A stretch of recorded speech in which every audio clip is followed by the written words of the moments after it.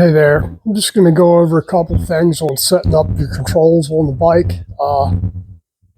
Seems like it's probably overlooked a lot of the times. Long time ago, well, yeah, 30 something, almost 40 years ago, you set up a bike, you set the controls up for whoever's doing the service, which is going to be different between one guy to the next, and then whoever's buying the bike. So what I used to do was instructed the sales department that when they delivered the bike, they were to bring it back to the service department with the customer so the customer could sit on the bike and you could adjust everything to fit the customer as far as the controls go. Anyway, what you do is you have the customer come in and sit on the bike, and then you adjust the master cylinder clutch lever to fit them. And when I say adjust it, I mean as far as the height goes, to reach their fingers over, because it's going to be slightly different for everybody. You want the master cylinder to be able to, so your fingers clear it coming up for a stop, emergency stop. You know, if it's up here, you want your fingers to be able to go on there really quick. And the same way with the clutch. People got different size hands or whatever, and you need to adjust the bars to wherever the people want them. Adjust the mirrors for them wherever they want the mirrors at. The shifter, you're going to adjust the shifter, and then the brake pedal too. You want your foot to be able to just go on the brake without any trouble hitting the side of it. Same way with the shifter, you want to be able to full range of motion on your foot, which is going to be different for whatever shoes you're wearing, pretty much. It's going to be different if you're wearing shoes than wearing boots. You just go over and adjust everything for the customer. As far as clutch, the clutch is the clutch. There ain't much adjustment on that. I mean, some people have a little preference. They like a little more free play or a little less free play. And you try and keep them away. The guys that want a really tight free play, try and keep them away from that and explain to them why you don't want no free play at all. But it's just a quickie little thing. Set the bars the way the guys want them, set the levers, mirrors, and like I said, it's going to be different for everybody. That's about it for adjustments, really. You want your shift lever, you're not having to actually pull your leg up to shift. I like to set it where I can just turn my foot a little bit and right on the shift lever, under or over it, not having to lift my damn foot 3 inches off the pedal to hit the shift lever. That's a little exaggeration maybe, but you get the point. Same way with the brake lever. You don't want to have to lift your damn foot up to adjust the brake lever. Just enough where you can pull your foot up and hit it. And make sure you got plenty of free play in the brake lever too. I mean, these later model ones, free play is built in there. Earlier ones, you actually had to adjust the free play on the rear brake lever. So not really a big deal. Everything else is pretty standard as far as cables go. There's not much adjustment there. Well, actually there is. What we noticed a long time ago, we had another dealer down the road. I'm not going to mention any names, but they had a horrible service department. Absolutely horrible. They sold a lot of bikes, but we got a lot of service out of that place. So we noticed what they would do early on is they weren't real good at setting up bikes. So about every other bike that would come through that they set up, you couldn't open the throttle the whole way because the cables were misadjusted. So you'd be full throttle, but you're only opening the throttle plate maybe a little bit more than half, which is good for us because what we would do is do the first service on the bike and adjust it so the cables open freely, and then the customers come back and go, damn, this guy's made my bike fly. And all they did was the service on it. So you get it. You know, check your this really isn't part of this video, but check your throttle cables, and you can go down on the side of the carb there, and you can feel the throttle plate. Just make sure it's opening all the way, and adjust the cables accordingly. And I need to lube and adjust these cables, because if you see here, it's not returning like it should. So hit it with some dry slide down the cables there. Need to lube the clutch cable on this thing too. After I fix the transmission. Transmission's skipping in first gear on this thing. I'm pretty sure it's got a bent shift fork. Been dropped twice, I think.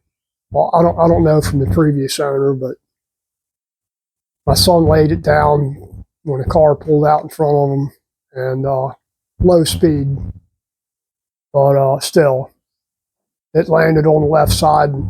I'm pretty sure that's when it bent the shift fork or something. It feels like bent shift fork. You can take off in first gear, but after you give it a little power, it's got a little dit, dit, dit, dit, dit.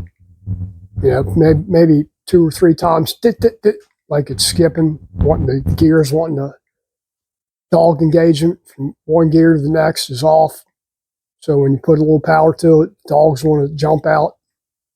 You need to nip that in the bud before it rounds them, tips of them gears off. The dogs on the side of the gear. If you're not sure what I'm talking about, when I do the transmission, I'll show you. Sometimes on those you can get away with replacing the shift fork and regrinding the gear. I have to do it by hand. I don't have a grinder anymore. As far as a precision grinder, it's not something you do on a benchtop grinder. You can, but if you know what you're doing, you can. It's more of a thing for a precision grinder to be able to do it. But I'm probably going to edit all this out of here, because you guys don't want to know that shit unless I'm actually doing it. So, well, just do the setup and the shocks too. You know, you want to adjust the shocks to whoever's doing them for the weight of the rider. I had I'm not making fun of people, but they had sold a FXR. This was maybe 1989, 90, somewhere in there. They sold an FXR, plain FXR, the plain Jane one, standard, to a couple. And I remember seeing them, and I was like, man, they were rather large people. I was like, man, I don't know. So I adjusted the shocks as stiff as they'd go. 5th position, all the way up. And guy gets on the bike. You know, of course, it squats down pretty good. And then his wife, girlfriend, whatever, gets on the back of the bike. And it looked like you put a lowering kit on this thing. I mean, it was down there. So I knew we were going to have a problem with this guy. So they, you know, do all the setup on the stuff with the levers and all that stuff. And sure enough, guy leaves, and that weekend, I guess they rode that weekend. Guy calls Monday morning, wanting to know what we can do about his shocks. He wants warranty on his shocks because they don't work. It's like, damn. So I was like, well, you know, not calling the guy a big fat bastard, but not alluding that him and his wife exceed the weight rating of the motorcycle by a couple 100 pounds. That there's really nothing we could do. He wasn't satisfied with that, so he calls Harley and tells them that, you know, makes up some shit that I was alluding that he was fat, and he's very unhappy with us as a dealer and very unhappy with Harley Davidson, blah, blah, blah. So what they do in a situation like that is customer service from Harley will usually call the dealer and want to talk to somebody. You know, and I'm not the service manager, so I'm the shop foreman. So they call up, and the service manager just says, "You talk to him." So I talked to him, and I knew the guy that I was talking to. And he's like, "Man, you can't be calling people fat." I didn't call them fat. I never said they were fat. I just said that they exceeded the weight rating of the motorcycle. So he wants, what can we do to make him happy? I was like, "Man, I don't know. Sell him a set of shocks. Sell him a set of heavy duty shocks. That's about all I could do. Or even just get some heavier duty shock springs and replace the ones that are on there." And, Harley doesn't want to do that. So I was like, "Man, I'll tell you what, if you can talk the guy into buying something else, I'll buy we'll buy the shock springs and put them on there for free." So somehow, I'm not involved in this. This is a guy from customer service. Somehow he convinces these people to buy a extended warranty and a bunch of other stuff, like gewgaws, like grips and mirrors and crap like that. And, they show up, drop the bike off, and ordered some heavy duty springs to put on the shocks, put on the stock shocks, put all the stuff on there, and the guy was just pleased as punch after that. So, sometimes you have to go the extra mile and take one for the team, but not really, because, your makeup on the, basic grips and mirrors and stuff don't really cost a lot of money. I mean, you might think they do, but dealer cost is practically nothing on stuff like that. So you're more than making up for a set of shock springs. You get the point. So that's about it for this. I just wanted to go over setting up the levers and all this stuff. And it seems like, I don't know if dealers still do that or not. I made it a habit that everywhere I worked at, that was part of the damn service. When you sold the bike, that you went through and set all that stuff up. You have to drill the salesman on that stuff. And it's to make the customer happy, but it's also to give them introduction to service staff. We're not a bunch of cretins living in the Stone Age in the back of the shop there with bad attitudes and all that. We're there for the customers. We want to help the customers. We want you to be happy riding your motorcycle. Don't be the guy that buys the bike and goes to the dealer one time and they leave somebody leaves a thumbprint on your white wall that you can't see on the rear tire. And all of a sudden, you're the biggest bunch of assholes in the world because somebody left a fingerprint on a white wall on a rear tire behind saddlebags.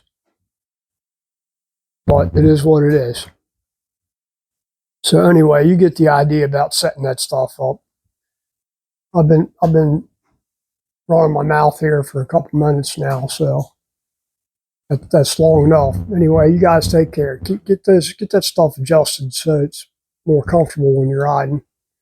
Actually more safe. So you're not trying to get your hand past the lever to get your front brake, or having to lift your foot 6 inches off the pedal to hit the rear brake. That stuff's all adjustable to a point. Anyway, take care. Have a great weekend. Everybody have a great 4th of July.